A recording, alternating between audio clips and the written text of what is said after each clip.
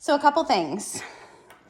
Having some extra bobbins on hand is great because the worst thing is having to stop in the middle and rewind a bobbin. Changing a bobbin is bad enough. You could get some quilting gloves. They have little grippy fingers to start with. That's really handy. I don't use them anymore, but I did use them a lot at some point.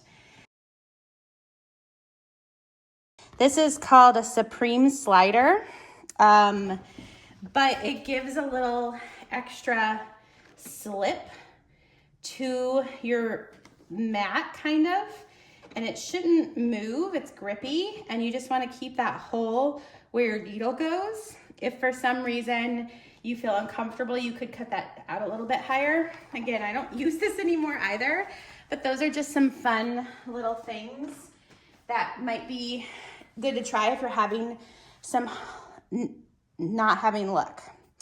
Okay, the second thing is every machine is different. I don't know how your machine works for free motion quilting. So look in your manual and figure that out. I do know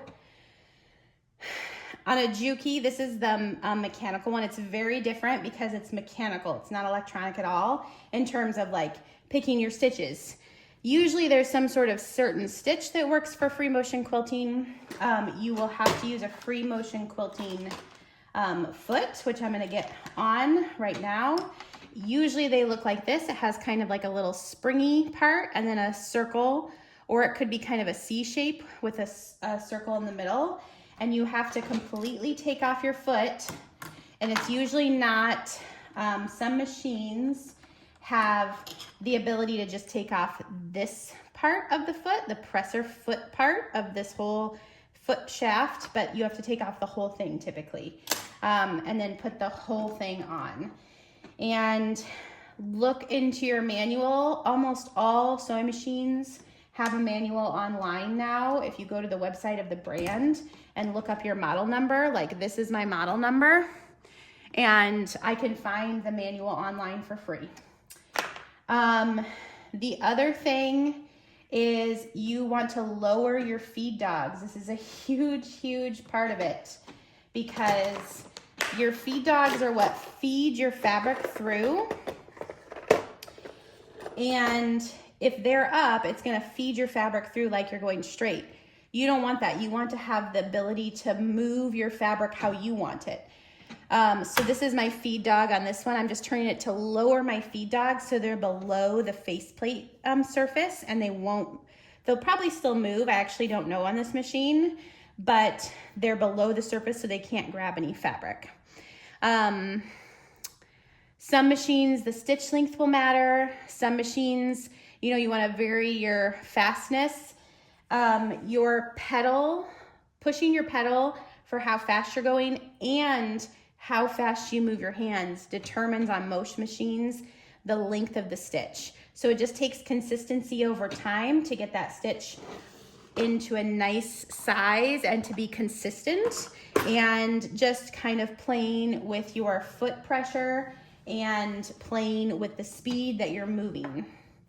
My long arm is funny because it hates me. I say it hates that I go so fast. It's been a long time, so bear with me here, guys. I go so fast on my long arm that it beeps at me all the time because I'm going too quickly. Okay, so for free motion quilting, something to keep in mind is to know where you're going. One of the reasons I like the loopy is because I'm just going across side to side, let's do a dance, in rows basically. And this is a great pattern to start with in that because you can keep your loops, the height of your loops within the height of 1 row, 2 rows, 3 rows, really, really big loopies. Probably keeping it, I tend to keep it around 2. The only thing to consider if you're keeping your, the height of your loops, if you're doing loops in rows, is measure. If I'm using 2 rows, I want to measure from the top in 2 row increments to get to my starting point, because otherwise I could start here and I could continue all the way up and I could get to the top and I only have 1 row left, and it's going to be a weird situation of loops. So if you're doing that, just keep kind of calculate, have a plan. So 2, 2, 2, 2, 2, and my eyes are the top of 2. So I know my eyes are going to be in the top row of my first starting 2. With free motion quilting, it is really great to start in the middle of the quilt, top to bottom. On the middle of that quilt, you are going to go from side to side, but if you're starting in the middle, that assures that any smoothing or like expanding of the fabric is evenly distributed to the top and bottom. What else? Practice, go slow and have big stitches at first. Those are the easiest to take out. So we're going to get started. I am going to start on this side and move to that side, and then I'm going to come across in the opposite direction back. You don't have to do that, but that kind of ensures that if there's any shifting, it's kind of even. And it is hard to move in the direction that your fabric all bunches up here. So that does become a challenge. So just keep that in mind, and we'll see how it goes. I haven't done this in a long time, so I don't know what's gonna happen. You are gonna have to stop to take out your pins. You could preemptively take out your pins, and it's always good to have your little container here. I dropped this on the floor and all the pins went scattering just a few minutes before I started recording, so that was fun. So you could take out the first 2 to get a flow, but otherwise when you stop a loop, you're gonna kind of scoop and then loop up and then down and then scoop again. And where that kind of loop meets in between the scoops, that's where I'd stop. I'll show you, just because it's a nice place, and you want your loops and your scoops to have kind of a smooth way about them. The other thing about free motion is you always want to draw up your bottom bobbin thread to the top, because you don't want to have a nest back there. So wherever you're going to start, put your foot down, and we're going to see, I did a little bit of quilting on this not that long ago with some minis, and we're going to see the pressure of your presser foot. So the pressure of your presser foot determines how close it is to the bed of the sewing machine as you're sewing, as you're free motion quilting. And if that pressure is too much, you're not going to be able to move your fabric as well. Now it does lift up, and this spring helps with free motion quilting. That's what gives it the ability to do that, but just keep that in mind. So we're going to start with it where it normally is. And if you're having trouble with moving your quilt through, adjust the pressure of your presser foot. Mine is right here and in my Juki. It's going to be different places. You can look it up in your manual. For the starting, right within my side where my binding will hide it, I'm going to do my needle down, hold your thread, needle up, and pull that thread. This can be tricky because sometimes when you have a thread cutter on your machine, that thread is very small. So you got to grab it. Sometimes it's long. I'm going to put my needle back down because I want to lift this up and I want to pull that thread. We're just going to use a little pin, but something small, to pull that thread. Like, we don't want it going up and through the quilting foot. We want it to be, both threads need to be under that quilting foot. They're not coming through the hole of the quilting foot. They're like underneath of it. Does that make sense? And to do a back stitch when you're free motion quilting, you actually have to move the fabric yourself. Otherwise, you have your back stitch button. But so we're just gonna go. I'm gonna show you kind of how I move. Bear with me because I could be a little sticky, and we might actually have to put on our smooth thing. Minky is a tricky one to quilt with because it can stick a little bit more. So let's see how this goes. So you're gonna start, and at the edge here, you might have to do a little bit more pulling.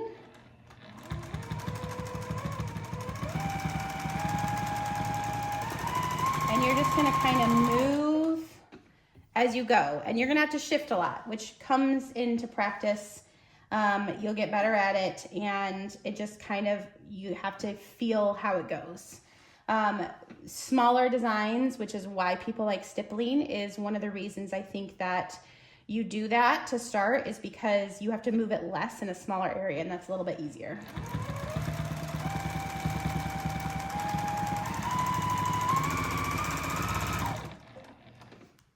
So can we see that?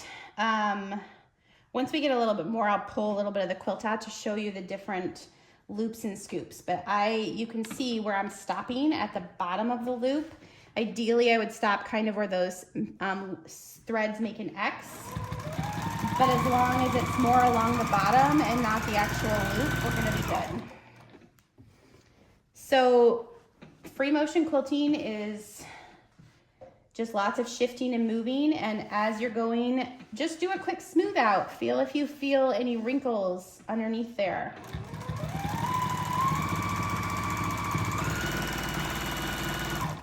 I did forget to do some of my mouths on these guys, but that's okay. It's fine. You can always add those after too. I don't see the problem with that. Smoothing.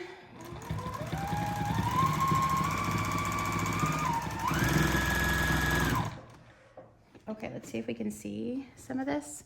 We're definitely going to be able to see it better. Let's go a little bit farther so we have more out to get a good visual.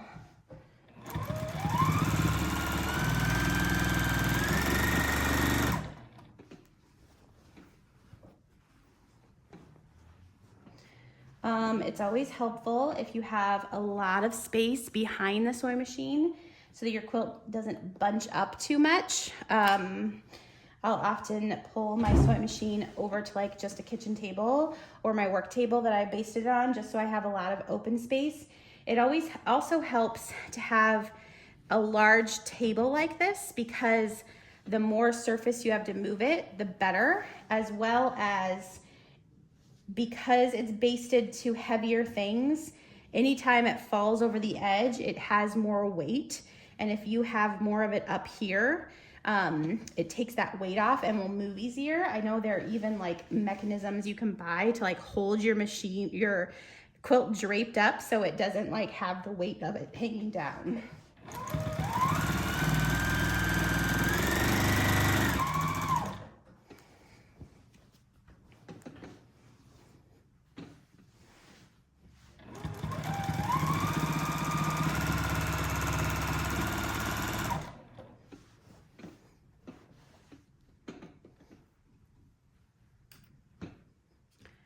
Gonna move my pins over a little bit. I do not want to spill that again. That was kind of a pain.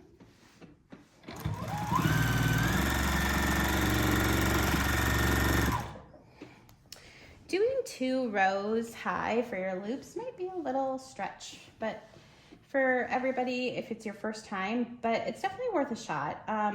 The other option is to do like half. So your loop would kind of be within 1 square and half the other square.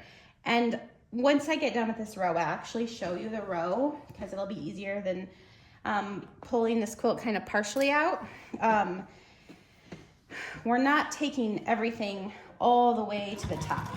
It's staying just within those squares is the goal, so that you have a guideline, so your rows don't look wonky, so to speak.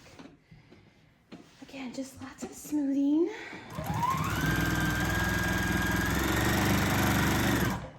It's okay if your loops are wonky. They're not supposed to be perfect. If you're a perfectionist, sending it to a long arm, or they could do a panto might be the best option.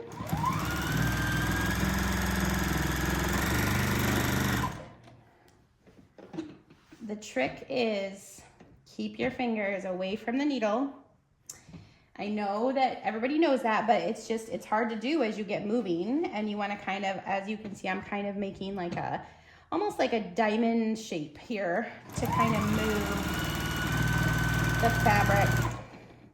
And if you happen to stop mid loop, just try to get going before, like get the needle going before you start moving again, so you don't have as many jagged starts and stops within your loop.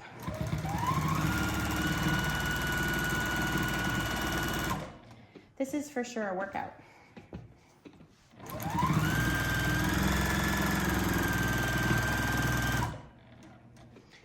I bought my long arm in June of 2020, so it has been, or May of 2020. Either way, it's been over 3 years since I've quilted a big quilt like this in a machine.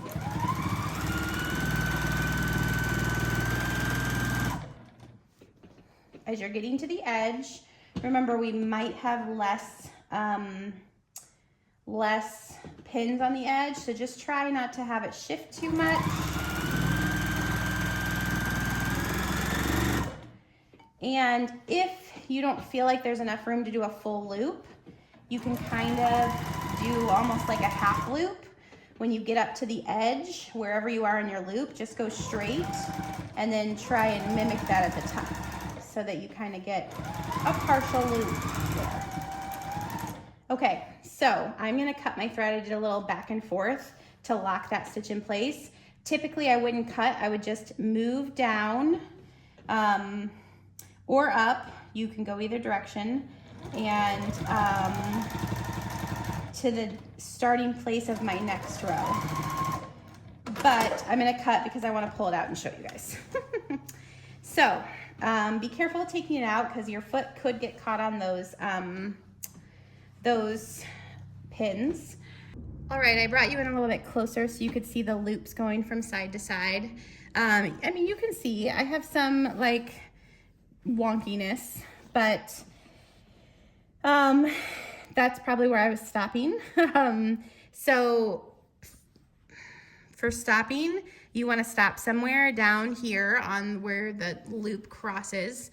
You can see how I'm staying within the rows, but I'm not going all the way to the top of the row or coming all the way to the bottom. It's just a general guideline to not go past these seams so that I have a pretty straight row across. And you can see as I hold this up, my loops are not perfect. They're not all the same size. Some are gonna end up taller, some are gonna end up shorter, and that's totally fine. The last thing, because if you're new to free motion quilting, is just checking the back. After even a couple stitches, it's hard to see because this is minky, so it's got that definite like thickness, but just making sure your thread and your tension on the back looks fine, because that I have had happen before using a new to me machine for free motion where the front looks beautiful and then you turn it over after you've done a row or two and the back is like, I hate this, I'm not participating. So just keep that in mind. We're gonna zoom back out. I'm gonna go from the left side to the right side. So it's all gonna be bunched up in here on the throat. And as I move it out, it's gonna go, and have room in here. So let me get it set up. Okay, I've scrunched all this up. Now I have had some people roll. I've seen people do that where they roll this side over and it does kind of fit a little bit better, but then you have to do that after every single row. I don't do that.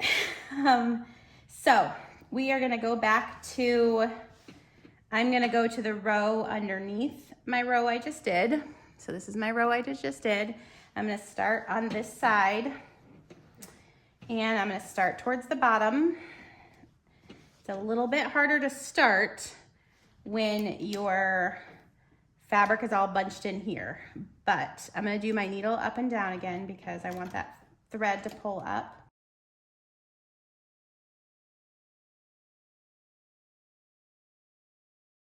So another trick to keep in mind, and I have a button. I've had a button on a lot of my last machines, even my little lower level travel machine, is there's a needle up and down button. Now, if you don't have a button, you can just move your side wheel because that moves your needle up and down so that your needle stops in the down position whenever you're stopping. So that way, it just like won't shift. If your needle is up, your quilt can just move willy-nilly when you stopped, and that won't be good. Here we go.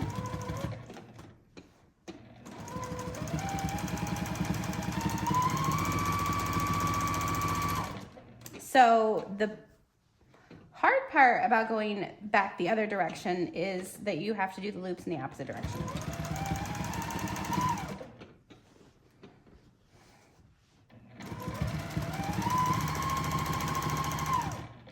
So it just takes a little bit to get used to. I'm really trying hard not to bump the camera stand, but it's really hard with all my fabric piled up right below it. Any threads you see sticking out along the way, great to take them out when you see them because you may not see them later.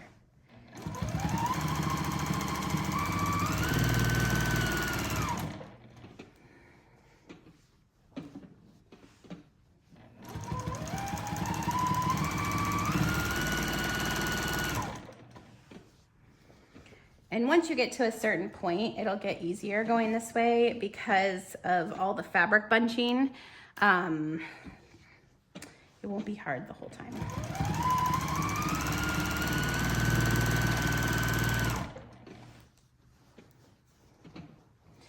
Again, I hope that you can get across that I am doing lots of smoothing.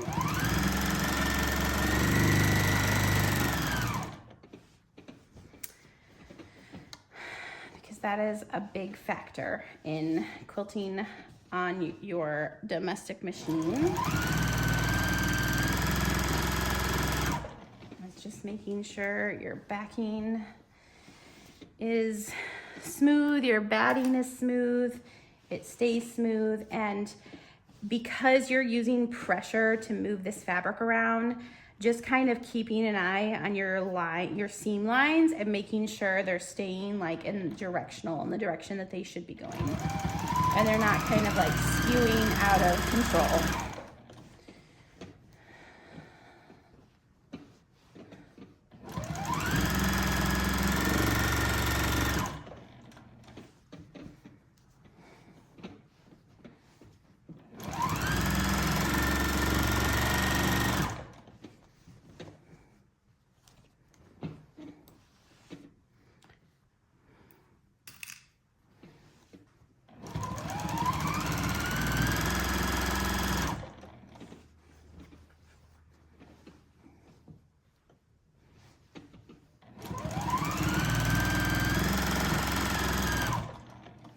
If I'm doing a smaller pattern or a smaller loop, I can typically do multiple at a time. Or I think if I'm using a quilting cotton backing, I can go a little bit farther than one loop at a time. Let's try it. There we go.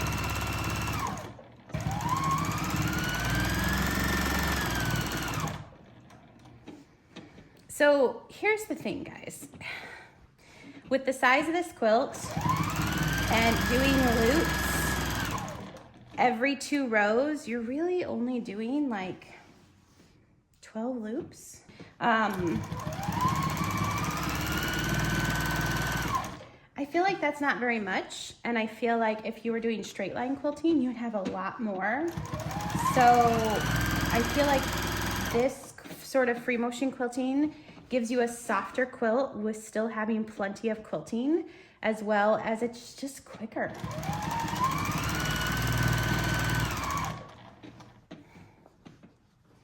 Okay, getting to the end, I am just kind of feeling and making sure that backing is not giving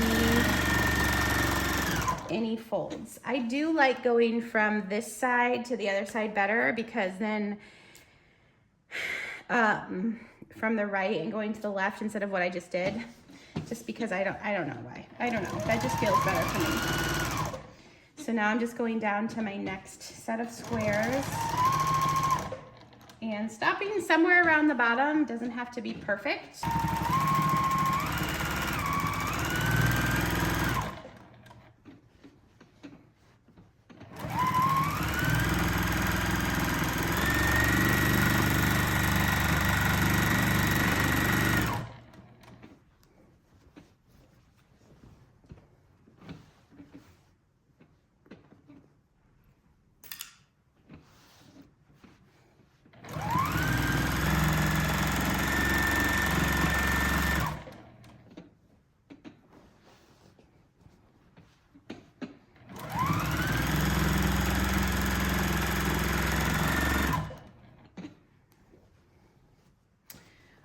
Okay, we've come to our first bit of puckering. Let's pull you in close here. as I'm smoothing it down, I'm kind of getting a pucker there, but I haven't taken this out yet. So once I take this pin out, we're gonna get, be able to smooth that down. And then as we're smoothing down more and more throughout the quilt, that will just smooth out the end at some point. Okay, so I'm just gonna continue. I smooth that down a little bit.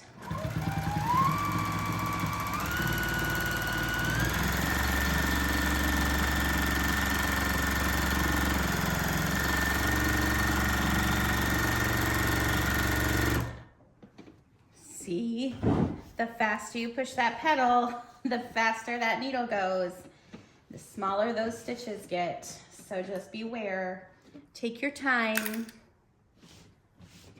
Make sure you're smoothing after you take out every pin.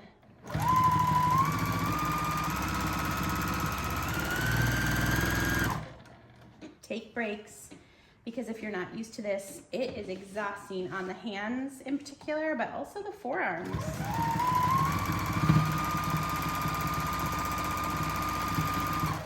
And I did just go over kind of through the middle of a star.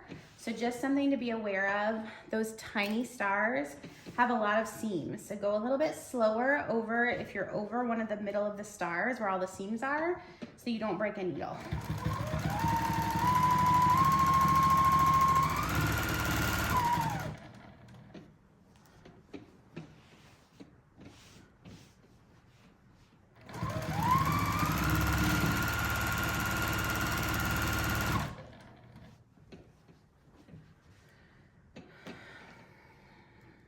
I'm going to take out this last one too, because I can see a little bit of puckering up there. So I can just make sure I'm smoothing.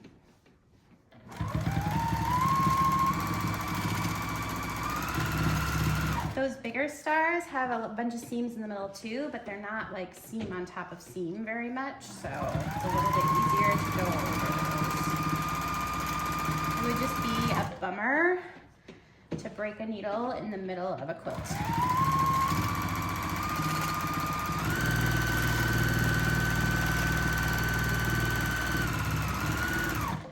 Another little thing to remember, let me get to the end and then I'll tell you.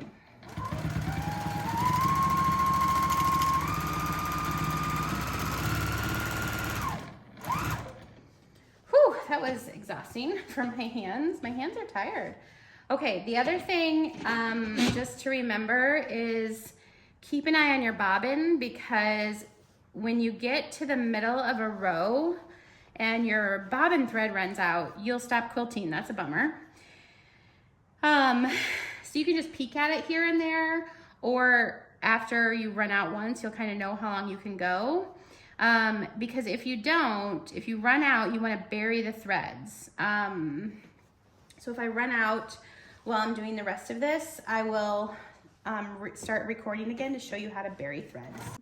I haven't got to the other side yet, but I popped back on because I'm at the bottom 2 rows and I turned it sideways so that I'm going kind of back and forth for my columns or my rows of loops. And I just wanted to share that because it gets a little bit easier when you have very little fabric over here and to like build up. So you can go a little bit differently. It's just a little bit of a different motion for the loops, similar,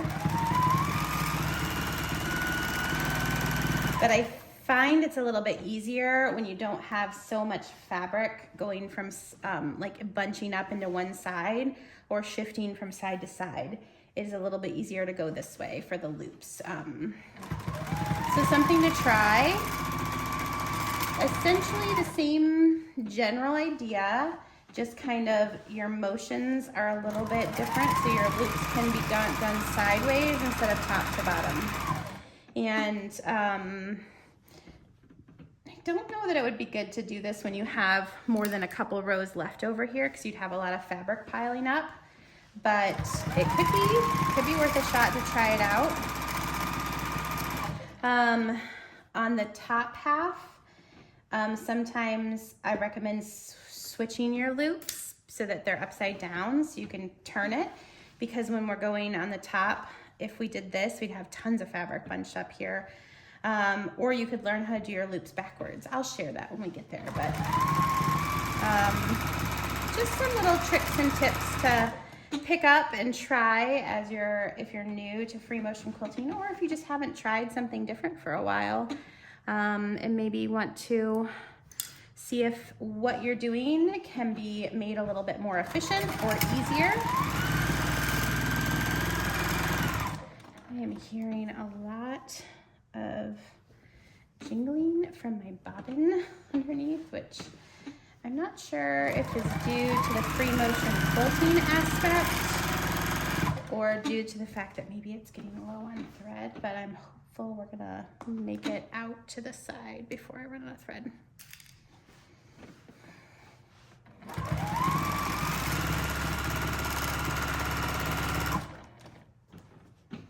I'm still doing the same thing as I'm moving. I'm smoothing. Oh, yep, we ran out of thread. Look at that, it's perfect. Okay. Okay, I scooted a little bit closer. I found a needle. Ideally, a needle with a large eye is best.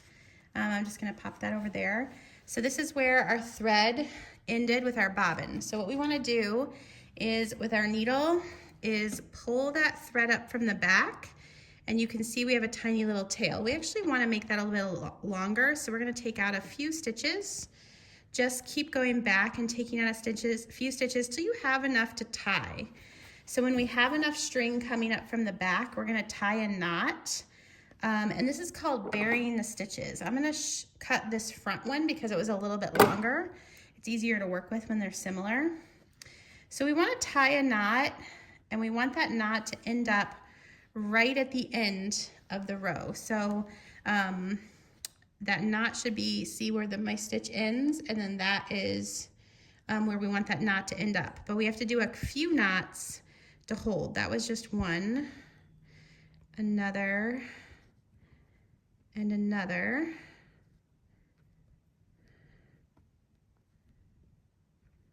I usually do 3 because that usually ensures that it's gonna hold. Then I'm gonna put my hand on the back here so I can feel a little bit and give some pressure behind for my needle. I wanna stick my needle in through the first fabric right where that knot is. So I'm gonna put the needle in. I'm not gonna go through the back fabrics. That's why my finger's behind there, so I can kind of feel. I just wanna go through the top layer, and going through the batting is fine too, but you don't want it to go through the back. And you want to leave a little bit, and that we're gonna pop the needle back up over here.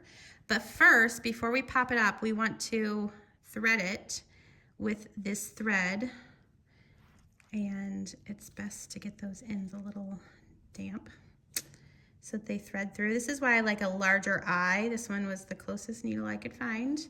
We're gonna put both those threads through that eye, going in the same direction. And then we want to keep our needle going in as long as we can get it in before we pop it up. And we want this to almost be buried before we pop the needle up. And then we're going to pull the needle out and pull those threads. So what that does is that we're going to cut these threads. And I like to pull in and gather almost a little bit and then clip them. So then when it kind of loosens back out, those threads are completely underneath there. And if they're not, you can just kind of lift the fabric and smooth it out. So we buried those threads in between the layers so that there's no like back stitch here, no big ugly knot, no threads loose. And I like to do that as soon as my thread breaks, because I will forget to bury those threads later. We want to slide our quilt back under.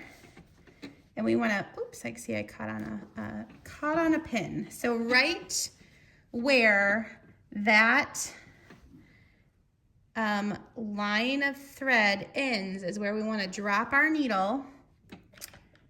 And sometimes it takes us a little bit of eyeballing. And then you want to pull up the thread underneath in that same spot. And let's pull you in close. See how our thread underneath our bobbin thread is coming up right at the same spot that ended. And then we're gonna put this back under and put our needle down right in that same spot. So we're starting and stopping right where we start and stop. We're starting right where we stopped. And then I sometimes will bury this thread right away, and sometimes I won't. It's kind of more how the groove of quilting goes. So see how I'm using the wheel? Let's zoom out. I'm using the wheel over here to raise and lower. That's typical for any machine pretty much. And then I can lower my needle down slowly instead of using a drop button where it goes, and then if it's in the wrong spot, it's a bummer. So the only thing now is I want to keep this thread out of the way, and where'd my scissors go? I'm just going to cut it down a little bit. So it's maybe 3 to 4 inches long, but keeping it out of the way as I start to quilt again.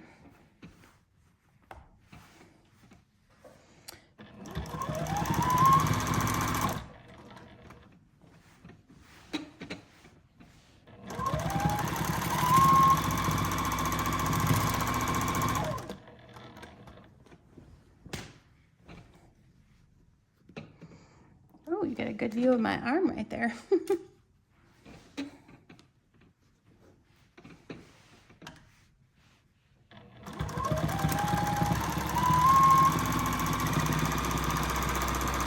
I'm gonna wait till I get to the end to bury that thread since I'm so close and I can keep an eye on where it is back here. If it was somewhere in the middle of the quilt, I wasn't close to an end, I'd probably bury it right now because then I wouldn't forget about it.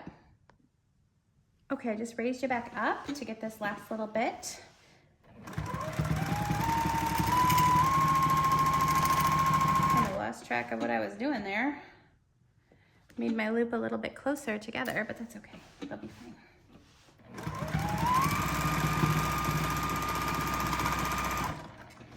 Pretty sure I've said this on another video, but if you can't see it from a galloping horse, it's fine.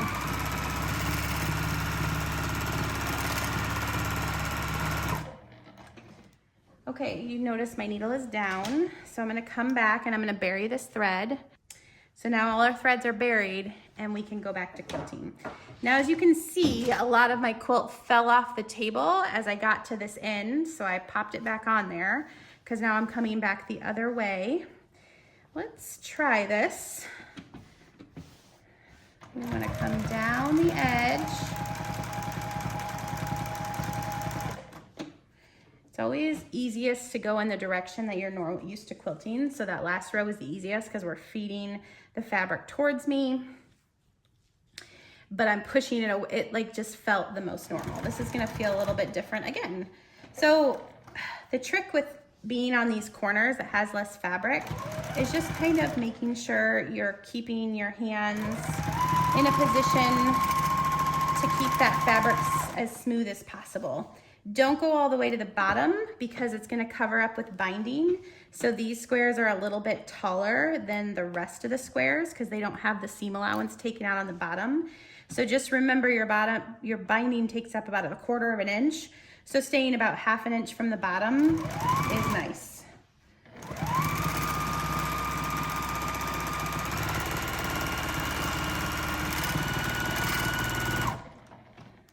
Definitely hear some jingling in my machine, and it's not the bobbin due to being out of thread because I just put a new one in.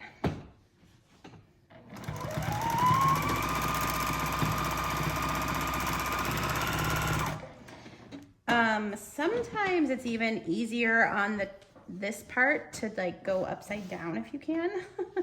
But remember, if you turn it upside down, you're doing your loops upside down. So you just got to keep the motion consistent. But just because of the way the fabric falls, sometimes it's easier to kind of turn it rather than struggling with the way you're pulling it through. This is more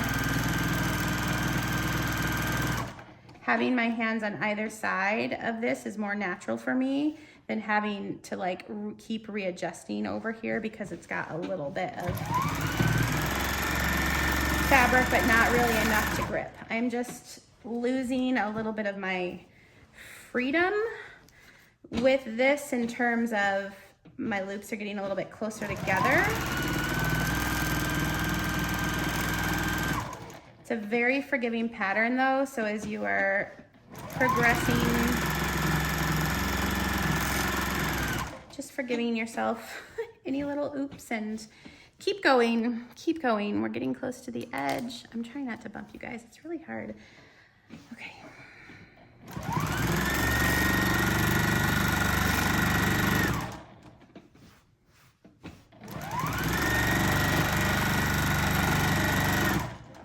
It's way easier to do it kind of upside down just because of the amount of fabric that is up there is just hard to get a grip on up there. Just smoothing is the key, and making sure as you're pulling it, because your loops are the opposite, you're not getting any bunching.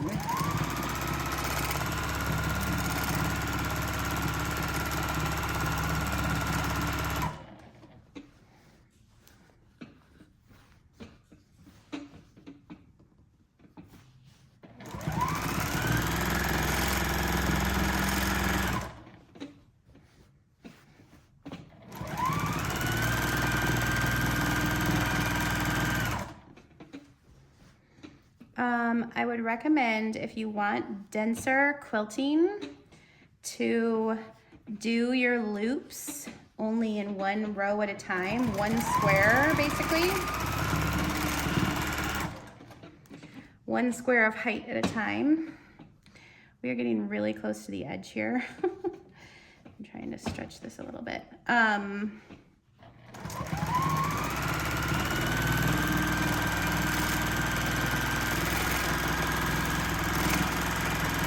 I would not recommend cutting it as close as I did. All right, I quilted the whole bottom, and I showed you how to bury threads, and I showed you how to go sideways if you need to. Now we're gonna go up. So we're gonna go back to the middle where we started. Oh no, my needle came unthreaded. We're gonna go back to the middle where we started, and I'm gonna rethread my needle. Okay, threaded needle, needle is threaded. The only difference with going up instead of down in terms of how you're shifting the quilt is how you're smoothing the quilt. Now, before I was smoothing this way to get any wrinkles out. This time I'm smoothing that way, up, to get any wrinkles out. We're doing the same thing at the beginning where we pull up our thread. Which we have a very short thread because of that automatic cutter. And then we're gonna go down right in that same spot. So yeah, otherwise it's exactly the same. We're just doing our loops, but smoothing it up.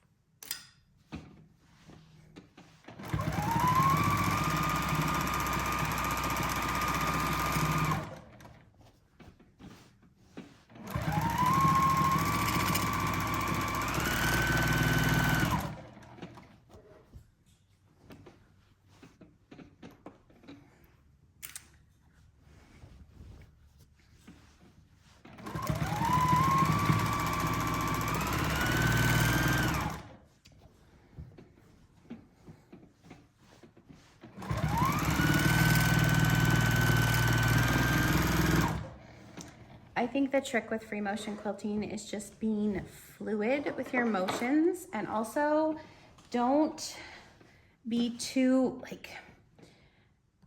like stiff, I guess. Like, you don't want to hold this so that as you're moving it, it gets wrinkles. You want it to guide it. You're guiding the fabric through. So just some things to keep in mind. I can feel a little bump here, so I'm just smoothing down that seam.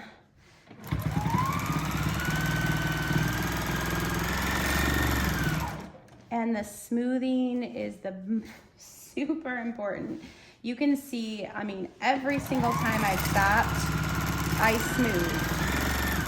Every single time, because I just really don't want to have any folds in my backing or my batting, and you can feel that. And that is just it will break your heart when you finish your quilt and you turn it over and there's a fold in the back. Ask me how I know that.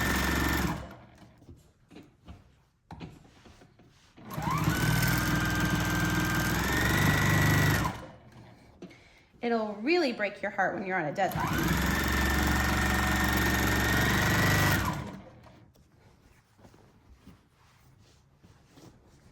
I almost feel like going up is easier just with the smoothing, because as you're going down, I don't know. It's just, it's good to see what works best for you and what you feel most comfortable with. I can show you what I do until the day I die, but if it doesn't work for you, I don't want you to do it because it won't make it enjoyable.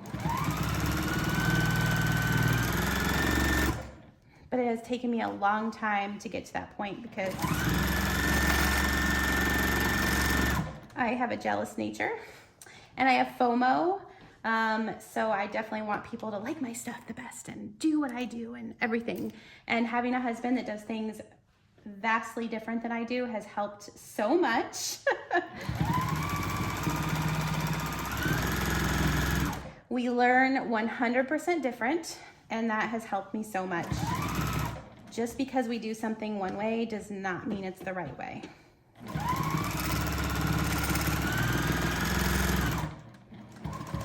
And I'm talking about quilting here, guys. I'm pretty sure you all know I'm not talking about, like, I don't know, saving a life. And maybe, I'm sure there's multiple ways to do stuff in the medical industry as well, but it's not what I'm talking about here. You saw I kind of just moved up the side, and then I'm continuing on my next row without stopping. I just kind of did a little smooth. It's a little tricky with all of this fabric bunched up here, which means smaller smooths, smaller sections before I have to readjust. But as you pull the fabric out, it gets easier.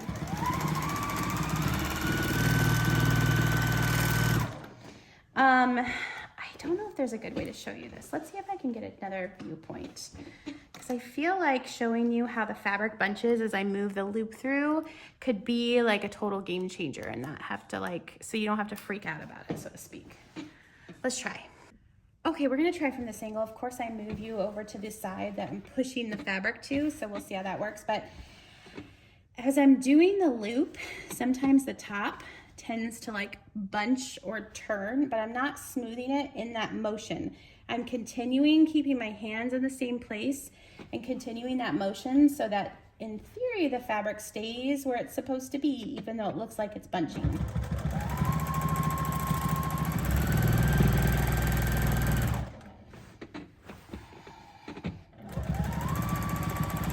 Okay, it's usually as I'm coming back here, and it just kind of looks like the fabric is starting to gather, but just trust your hands. Trust that your hands are holding things in the right place and that it's gonna be smooth when you get done, because if you start to like not trust your hands, it'll be so much less fun. Maybe because I'm going a little slower, but I feel like sometimes as I come around this part of the loop, it can start to bunch, but I'm just kind of trusting the motion and the direction of my hands to hold it in place until I get back. I don't know if you could see that, but maybe you can.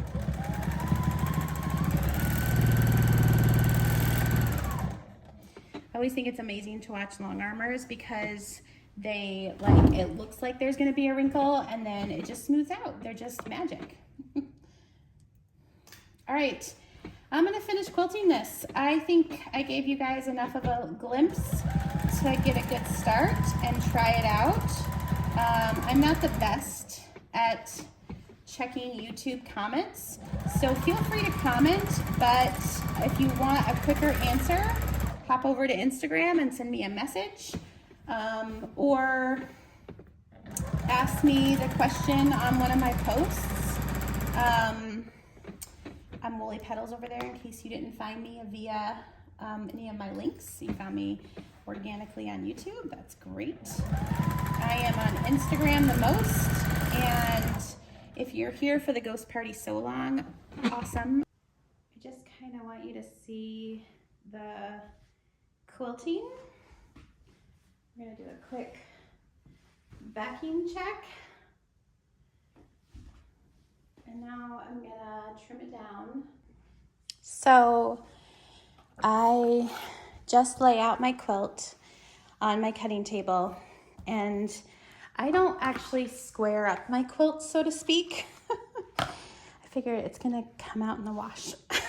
But I know some people completely like make a 90-degree angle and then cut off. I'm just too paranoid to cut off some of my fabric, so I just kind of cut up the side. So I do trim off some. You saw a little bit come off there. And kind of shift down and then align my ruler. And then just keep kind of trimming up the side.